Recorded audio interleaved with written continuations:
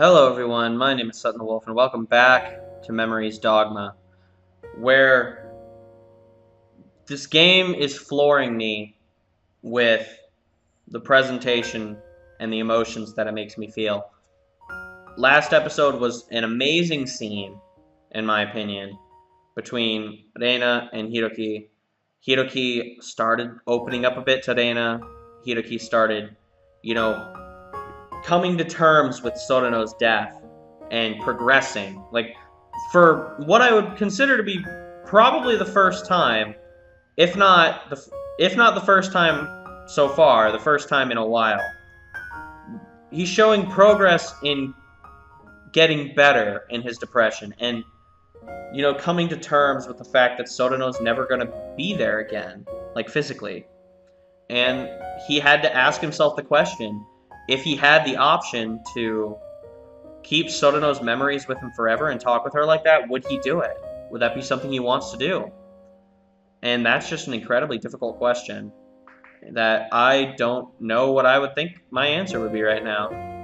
And so that's something that I'm really curious to see how the game progresses with. My guess is that the answer would eventually become no, because it's not quite right, but we'll see. I'm not quite sure. But apparently something's about to happen, or at least that's what it feels like. We leave Sorano's room and start heading back to the guest room. Why don't we try discussing what to do next once Kakeru wakes up? Yeah. Though I think it might be best not to move until his injuries heal at least. Yeah, he's still kind of, limpy. Then how about while Kakeru is continuing his work here, we try going outside? Outside where? That Sigma fellow might show up again. That might be an opportunity for us, though, don't you think? Opportunity? He must know more about JCO than we do. He might have some information that could help us get out of this deadlock. That's a very risky gamble. At any rate, let's at least talk about our options some more. This afternoon, I wasn't very calm. Yeah, I was a little frustrated too. I'm sorry. You apologize too much, Dana. Huh? Besides, we were both at fault this afternoon. Yeah. Anyway, let's go back to the guest room. Oh god, what's gonna happen? Are we gonna get the door busted down? Ah, shite. Suddenly our surroundings go dark. I like how Reina's facial expression changed through that. This game has done a pretty good job of, adjusting minute details. I like that. What happened? A blackout? Is there a thunderstorm somewhere? Pondering the sudden power outage, I take Reina's hand and guide her back to the guest room in the darkness. Is Kakeru up? Oh, now he is, I guess. When I slide the door open, I see Kakeru sleepily rubbing his eyes. Did you two go somewhere? We just talked for a bit. You woke up too? Yeah, I just woke up all of a sudden. And the silence that follows. Oh, shit. We all hear a door creak open. This fucking music transition, though. Oh, it's so good. Oh, it's so good. The transitions in this game are fabulous. Oh my god, it's so good. I love it. What was that noise? That was the front door, right? Did Aoi-san go somewhere?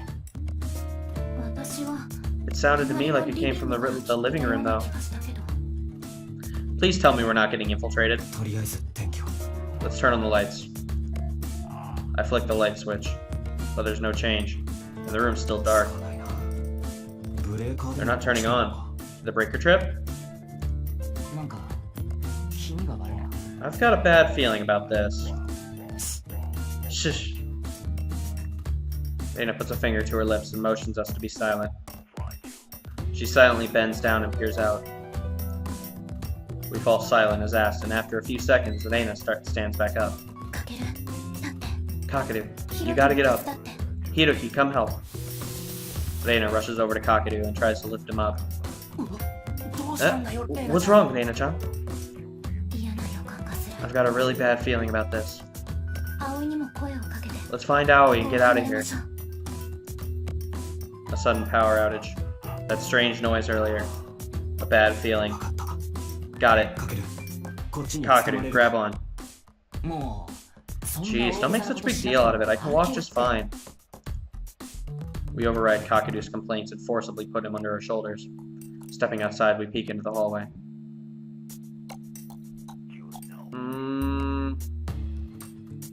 Oh, this is creepy. Oh, I don't like this at all. Oh, man. God, I love the atmosphere. This is so good. Careful not to make any noise, we head for Aoi-san's room, which is on the right side of the entryway. We advance slowly and cautiously. Before we get very far, we all see the silhouette of a man in the entryway. That is definitely not Aoi-san. Looks like it isn't moving at all. But that isn't quite true. Whoever it is, they're moving unnaturally, slowly, and carefully. The silhouette silently approaches us. Looks like Dana's bad feeling was right on the mark. A power outage, those sounds, now the silhouette. I suddenly tense up, preparing for what's to come. It's too dark to make out the person's face clearly, but the silhouette's squirming in an extremely odd fashion. Shit. I can't believe they found us so fast. I wish they would have said something about the height of the silhouette, because then we could have figured out if it was like, if it was Emma and, you know, Emma or like Haruna or someone, like, I don't know, one of our friends. Let's go back and hide. We all nod and begin to turn back, but then suddenly, hello? Oh shit, was that a gun? Was that a gunshot? I hear the sound of something flying past me. Oh shit, did they just shoot Kakadu? Not even a moment later, Kakadu feels even heavier than before. Huh? Kakadu slips out from my grasp and falls to the ground. Huh? Kakadu?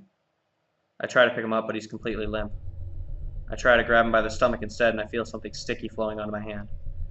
Fuck, did they just kill Kakadu? Oh my god, if they just killed Kakadu. It's blood. Hiroki, in front of you! I look in front of me and see two figures pointing guns at us. They're completely dressed in black and their faces are covered by some kind of mask. I can't even tell if they're men or women, but judging from their builds, they're probably men. I can see their eyes as they catch a glimmer of light from outside, but I don't sense any emotion from them at all. Just now, one of them shot a man, yet he's still looking at us with those expressionless eyes. Yeah, I was just about to say, this fuck just shot Kakadu. Fuck. I hear the sound of the guest room door being opened. I turn around and see the man who'd been in the hallway just seconds ago standing there, pointing his gun at us. Surrounded on both sides, we slowly get corralled to the center of the guest room. Dana, do you think you could escape by yourself? Under these circumstances? Impossible.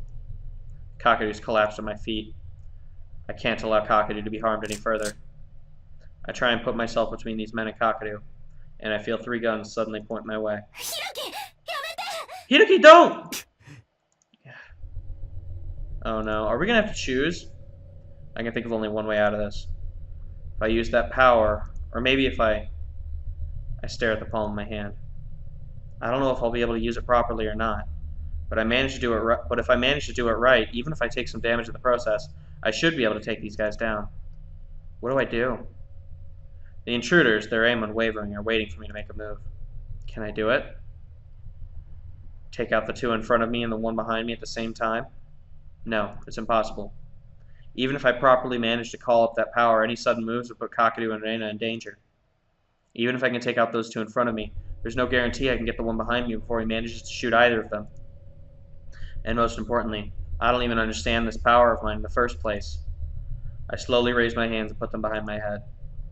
The men still don't move. We don't move either. Huh? The fuck? I love these headphones. Like, it made it sound like it was on the left side for some reason. I don't know, maybe that was just my imagination. Faint cry of an ambulance pierces the silence. Save us, I want to shout out. There's no way an ambulance would hear us from this far away. I'd like to call the police, but I doubt we'd be able to contact them successfully in this situation. Besides, my MRD is out of batteries anyway. Shit, how do we get out of this? Hiroki, calm down. Dana whispers calmly. They could easily shoot us right now. But the fact they're not means that killing us isn't their goal. Yeah, I was gonna say. But that I don't know why they shot Kakeru. Then what is? I don't know. But if we surrender here, I'm sure we'll get a chance to escape eventually. How are we saying this to each other without them hearing? And I just got hit. Suddenly, I feel something hit me across the head and I fall to the ground. Looking up, I see one of the figures who'd managed to close the distance between us in an instant. He's the one who hit me, probably. Oh shit, are they gonna kidnap Arena? Oh shit. While I'm still trying to piece together what just happened, he silently smashes me on the head again with his gun. And not just my head, he starts hitting me in the stomach, back, sides, all over. Trying to protect myself against the pain, I huddle with my hands over my head. But even the pain is so great that I can hardly breathe. Wait! We surrender, so please stop hurting us. The man finally stops hitting me after Reina's declaration. Oh boy, this isn't good. Hiroki. I'm fine. Reina gently strokes my back. As long as you take Kakeru to the hospital, we'll do as you ask. They don't respond, but they come up to Reina and me and pin our arms behind our backs. Reina. I'm alright.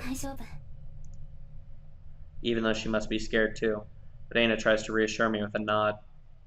But Reina's right. The best way out of this situation is just to do what they want.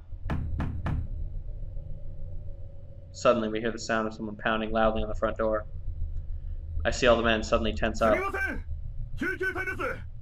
Hello! This is the paramedics! You're the one that called the ambulance, right? Hello? Dana and I exchange glances. We certainly didn't call them. The men grabbing our arms exchanged some sort of signal with their eyes, and then suddenly thrust us away before disappearing into the darkness.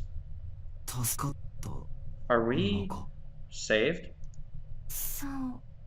Looks like it, but why are... Shit.